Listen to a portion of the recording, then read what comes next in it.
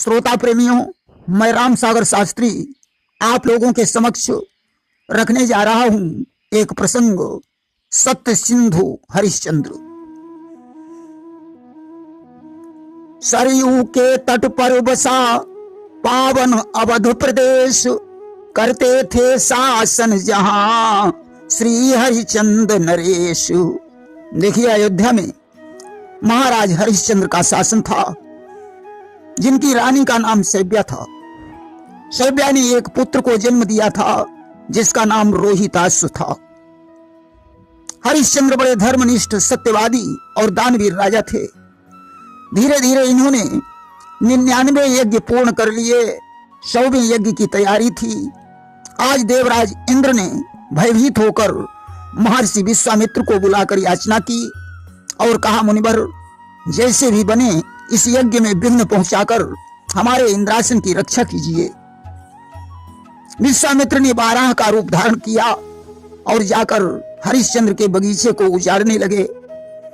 मालिन ने जाकर माली को बताया कि महाराज का बगीचा उजड़ गया है। माली दौड़कर महाराज के पास पहुंचा।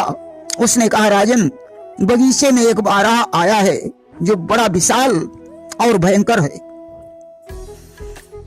हरिश्चंद्र ने धनुष पर बाण चढ़ाया और बगीचे को प्रस्थान कर दिया कि देखा विश्वामित्र ने आते हैं नरपाल, हुए 12 वेश से योगी रूप तत्काल।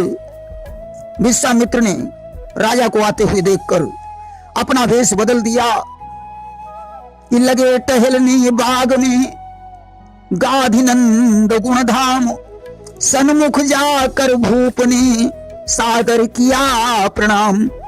विश्वामित्र बगीचे में टहलने लगे। हरिश्चंद्र ने विश्वामित्र को देखकर प्रणाम किया कि कीजे स्वीकार मुनिराज, मेरा नमन कीजे स्वीकार मुनिराज, मेरा नमन कीजे स्वीकार मुनिराज। कि धन्य बगिया हुई, धन्य मैं भी हुआ, आप आए जो मेरा खिलानी चमन कीजिए स्वीकार मुनिराज, मेरा नमन कीजिए स्वीकार मुनिराज। विश्वामित्र ने राजा को आशीर्वाद दिया। राजा पूछने लगे, मुनिवर, इस बगीचे में कोई 12 आया था, वह किधर को भाग गया? विश्वामित्र ने कहा, राजन, मैंने तो यहां किसी 12 को नहीं देखा। मेरा तो यहां आगमन तुम्हारी दानवीरता की चर्चा को सुनकर हुआ है। मैं तुमसे कुछ मांगने के लिए आया हूं। हरिश्चंद्र ने कहा, मुनिवर, आप अयोध्या को चले, वहां जो भी आप मुझसे मांगेंगे वह आपको मिल जाएगा। विश्वामित्र ने कहा, राजन, पहले देने का त्रिवाचा यही कर लो, इसके बाद मैं अयोध्या को चलूंगा। हरिश्चंद्र ने कहा कि चंद्र टले सूरज टले, टले जगत व्यवहार, पर दृढ़ व्रत हरिश्चंद्र का टले न सत्य विचार। चंद्रमा और सूरज भले ही टल जाएं, परंतु हरिश्चंद्र का कभी विचार नहीं पलट सकता है। मैं त्रिवाचा करता हूं, जो आप मांगेंगे मैं वही दूंगा। विश्वामित्र ने कहा, महाराज, तो इस कुंजी और लगाम का संकल्प कर दो। हरिश्चंद्र ने कहा, इतना बड़ा त्रिवाचा और इतनी तुच्छ मांग, आज कुंजी और लगाम का संकल्प कर दिया। विश्वामित्र ने कहा, राजन, वास्तव में तुम दानवीर हो, अब मुझे आचार्य दक्षिणा लाइए। हरिश्चंद्र ने कहा, मुनिवर, आचार्य दक्षिणा में क्या चाहिए? बोले, 60 भार यानी 1200 तुला सोना चाहिए।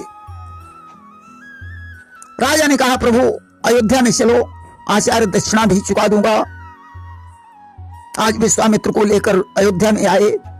राजा ने सेवक से कहा, जाओ मुनिवर को खजाने से लाकर 60 भार सोना दे दो। विश्वामित्र ने कहा, राजन, जब तू मुझे कुंजी और लगाम दे चुका है तो इस संपत्ति पर तेरा कोई अधिकार नहीं है, तुझे कोई दूसरा विकल्प सोचना होगा। आज हरिश्चंद्र महलों में पहुंचे। रानी सैव्या ने उदासी का कारण पूछा राजा ने कहा, प्रिय, आज मुझे एक ब्राह्मण ने छल लिया है। कुंजी और लगाम का संकल्प करवाकर दक्षिणा में 60 बार सोना मांगा है। अब मैं दक्षिणा कैसे चुकाऊं?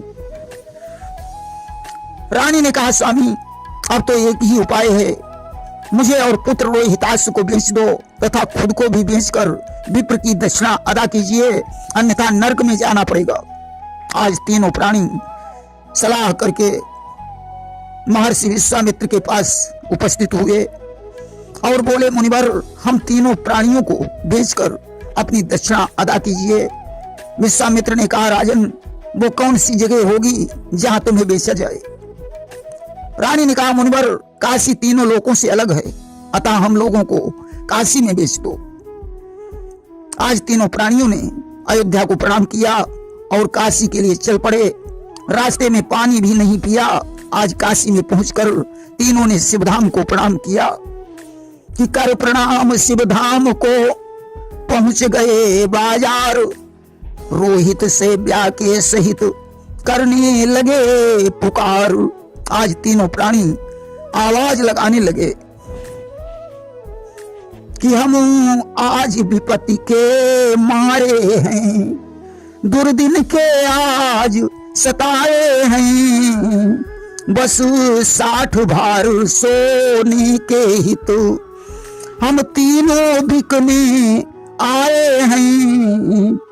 है कोई ऐसा सत्य पुरुष जो ले खरीद हम तीनों को, निबोटा दे मुनिवर का स्वर्ण दान, उद्धार करे हम दीनों को।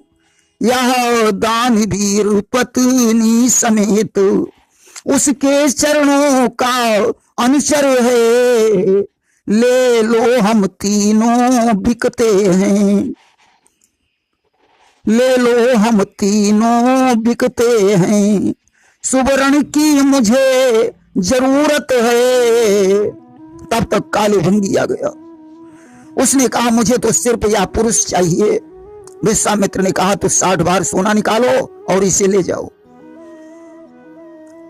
रानी ने कहा, नहीं स्वामी, आप पहले हम दोनों को बेचकर बिक सकते हैं। तब तक एक पंडित जी आ गए। उन्होंने रानी और रोहित को खरीद लिया। कालू ने हरिश्चंद्र को खरीदा। मुनिवर की दक्षिणा चुकाकर तीनों प्राणी प्रस्थान करने लगे। आज जुदा होते समय महाराज हरिश्चंद्र की आंखों में आंसू आ गए कि जिस समय विप्र के साथ चली, सैब्या लेकर सुकुमारे को, राजा ने आंखों से देखा जाते उस राज दुलारे को। उस वक्त हृदय गमगीन हुआ, मन में विचार यों करते हैं, मरते मरते भी कोई नर नारी को नहीं बेचते हैं। आज दुखी होकर हरिश्चंद्र विचार करने लगे, हाय मैं कितना अभागा हूं। लोग मरते मर जाते हैं परंतु अपनी पत्नी को नहीं बेचते। रानी और पुत्र पंडित के घर रहने लगे। हरिश्चंद्र मरघट के रक्षक बन गए। एक दिन की बात है, राजा गंगा जी में घड़ा भरने गए। कमजोर होने के कारण उठाए से घड़ा नहीं उठा। उसी समय वहां सैब्या भी पहुंच गई। रानी ने कहा, राजा ने कहा, रानी ऐसा करो, यह घड़ा उठवाकर मेरे शीश पर रखवा दीजिए कि रखवा दो मेरी सजनी, जरा सर पे गगरिया को, जाना है मुझे इस दम कालू की नगरिया को। दुर्बल है बदन मेरा, नहीं सकती रही तन में, मर जाऊं जहर खाकर आती मेरे मन में। मुश्किल से पहुंचना है स्वामी की बखरिया को, रखवा दो मेरी सजनी, जरा सर पे गगरिया को। रानी ने कहा, नाथ मैं पंडित जी का जल भर रही हूं, इसलिए आपको एक उपाय बता देती हूं। सर पर घड़ा रखकर गहरे जल में प्रवेश करो, घड़ा भी भर जाएगा और उठवाना भी नहीं पड़ेगा। सज्जनों, आज राजा ने वैसा ही किया। एक दिन की बात है, रोहिताश फूल लेने के लिए बगीचे में गया। वहां उसे सर्प ने डस लिया और उसकी मृत्यु हो गई।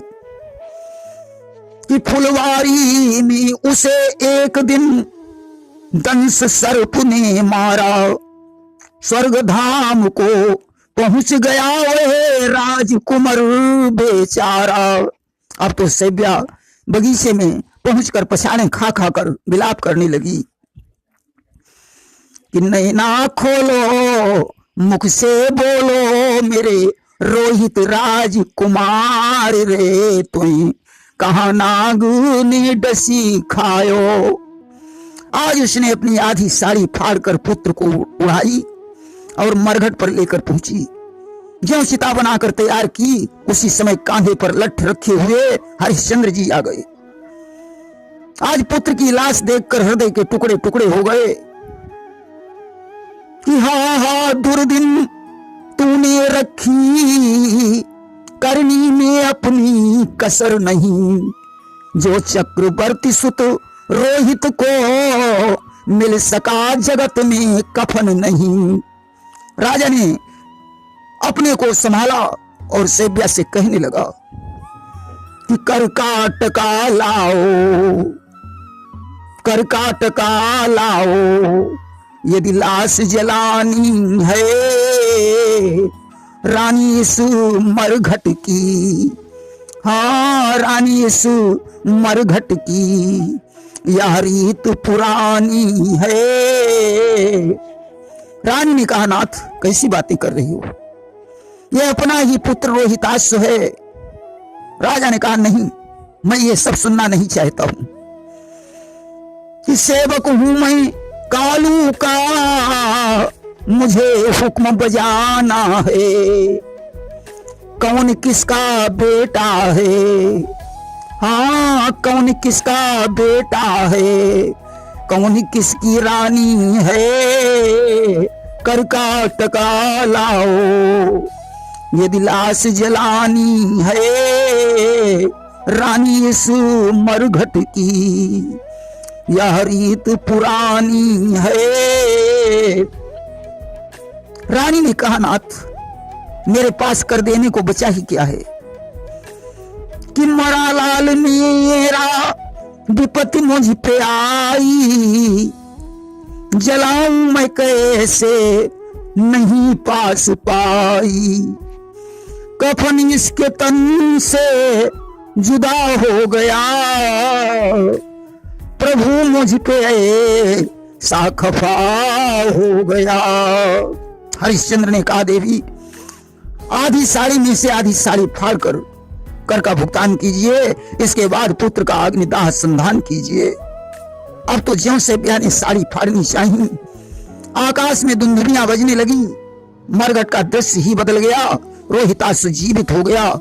देखा सामने भगवान विष्णु खड़े हैं। भगवान ने कहा, राजन तुम्हारे सत्य धर्म की परीक्षा पूर्ण हो चुकी है। रोहिताश्व को राज समर्पित करके आप रानी समेत विमान पर बैठकर स्वर्ग को प्रस्थान करो। आज राजा और रानी स्वर्ग लोक को चले जाते हैं। प्रेम से बोलिए वृंदावन बिहारी लाल की जय।